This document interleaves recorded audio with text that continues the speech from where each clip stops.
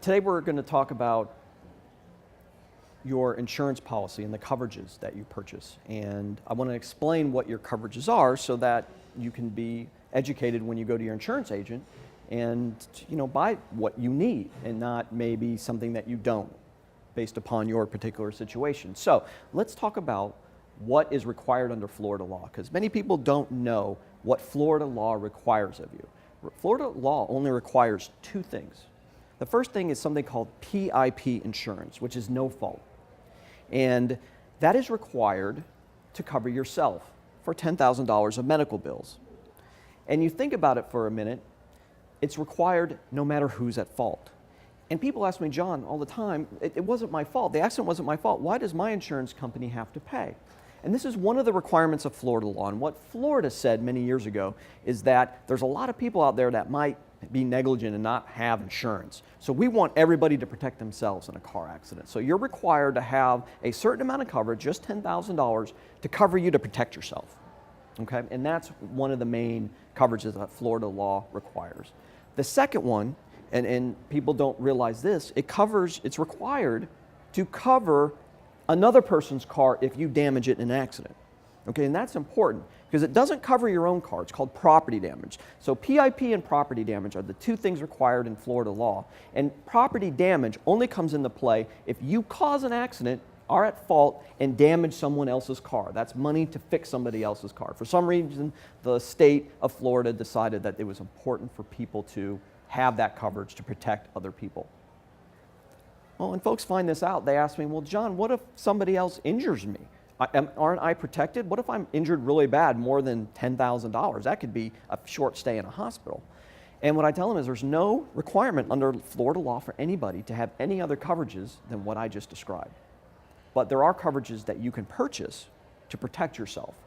And that coverage that I just kind of explained to you, protecting yourself if you cause an accident. Okay, if you cause an accident and hurt somebody else, you want to have some insurance called bodily injury protection. It's one of the first things on your list right near that PIP I talked about.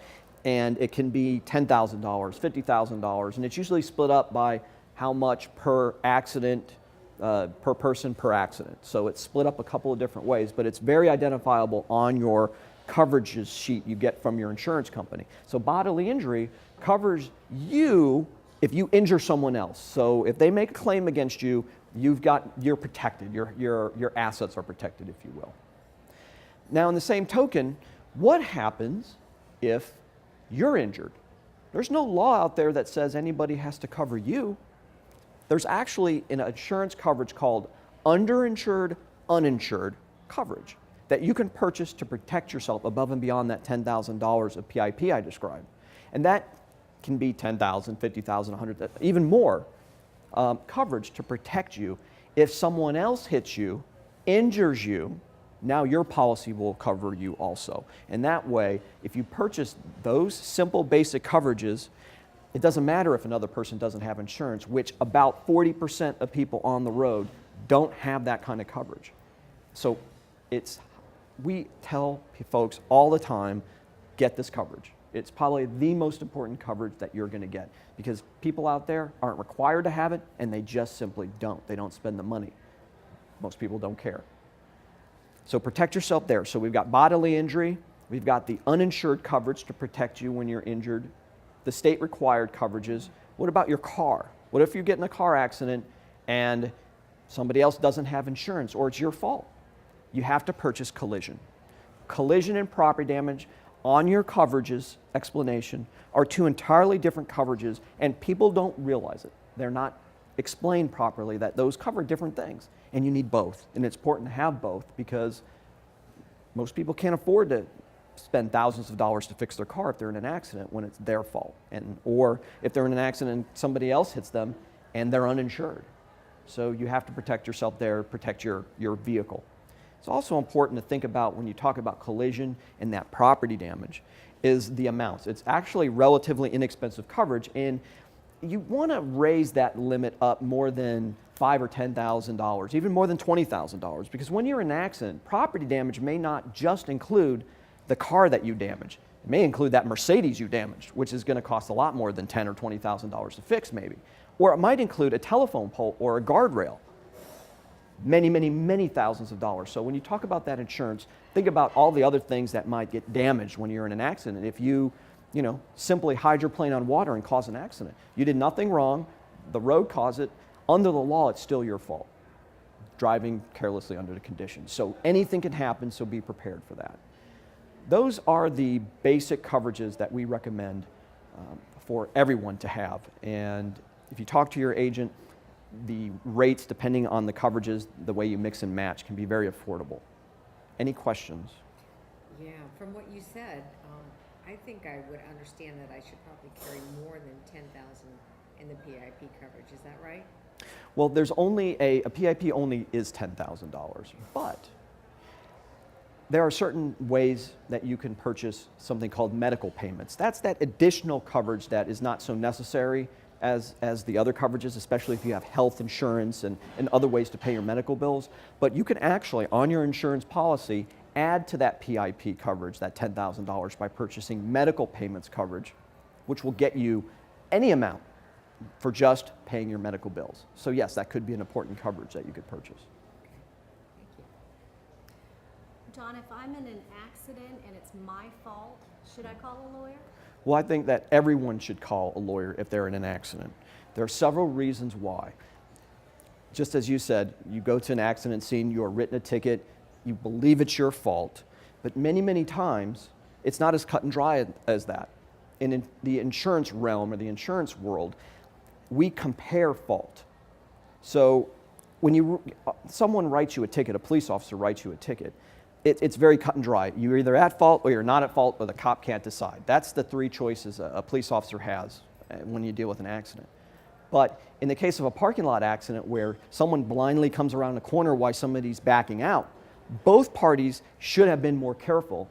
And we can argue with the insurance companies that, wait a second, you shouldn't have to pay Mr. or Mrs. Insurance Company the entire claim because both parties are at fault. And insurance companies actually like that, and that you can get an attorney involved and maybe split up that pie a little bit better for the insurance company's sake. And number two, we have a very, very strict rule in Florida now, starting this year, that you have 2 weeks to see a medical doctor after an accident, or you are barred from some of your PIP benefits. It is a law that was lobbied by the insurance industry to save them money. Basically, you pay premiums and they cut out what your coverage is basically what they've done. So by contacting an attorney right away, they can help you make that decision of, should you at least get checked out by your primary care doctor? It was an accident, no matter how minor. There's plenty of studies and evidence out there that show that even fender benders can cause some serious damage to your spine, neck, other parts of your body. So it's good to always be at least checked out, and your insurance covers it. When you're not at fault, your insurance rates don't go up, but things are starting to change now because some people think, well, it was my fault, my car accident, my rates may go up. It's starting to change that now rates do go up with claims that are made. Some of the bigger carriers don't do that to you, don't penalize you. So to call an attorney and get that 50-50 split, and you taking that 100% fault off, you're going to save yourself future premiums. So it's very important to talk to an attorney before, really after an accident. And it's hard for us, it sounds like we're pushy salespeople, call an attorney right away. But we have to start telling people that now, because the laws, the insurance companies have restricted us so much that after 14 days, there's some things we can't help you with. So call someone as soon as possible. Any more questions? So are you saying if I'm in a car accident and there's damage to my car, but I'm feeling well, should I still call you? You should absolutely call someone. The consultations are free. Just look at your options. Make sure that you understand the process, because we haven't talked about this yet, but the process of getting your car fixed is actually a process, and there's certain things that you're allowed to make a claim for under the law when it comes to your car damage. For example, you get fair market value for your car if it's not fixable. Fair market value means a lot of different things to a lot of different people. It's not looking Kelley Blue Book up on the internet and getting a number. That's not how it's determined. Okay, so there's actually a formula that they use. It's not that complex, but I can describe it to you as this. What would your car cost if you go down to a car lot and bought it on the spot in the same exact condition it was just before the accident. That's fair market value, and there's actually a way to determine that by looking at a 6-month historical history of your car selling, and they take an average and they look at, actually, what's your market value? That's the number. You're also entitled to tax and the tag, the registration transfer. You're also entitled to, depending on the insurance company, if a person is at fault, if you're at fault and it's just your car to fix, then rental coverage is another coverage that you could purchase to cover you. And so you have a car where your car's being fixed or you need to buy one. But if it's another person's fault, you are also entitled to a rental car from the other insurance company. And a lot of people don't realize that too. So you get those four things. So we'll review that. If you're in a car accident, you're not injured. Should I speak to an attorney? My car's damaged? Yes, because you're entitled to the fair market value of the car. You're entitled to the taxes that would be due on the purchase of the car. You'd be entitled to the registration transfer and possibly a rental car. So most people don't know that when they are in a car accident. So it's important to call someone right away. I have one more question. Sure. Why is it important to have that uninsured motorist coverage?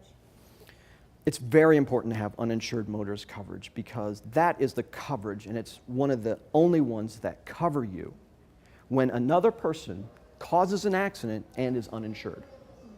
Uninsured, underinsured coverage means exactly what the title says. When somebody hurts you in an accident and they are underinsured or don't have any insurance at all, your own insurance company steps in the shoes of what that would be out there, that should be out there. That way you're covered and you've protected yourself against all those people out there that are driving without that type of coverage. And it's not required by the law, so many people don't. Protect yourself is the main theme here. Thank you. Thank you very much.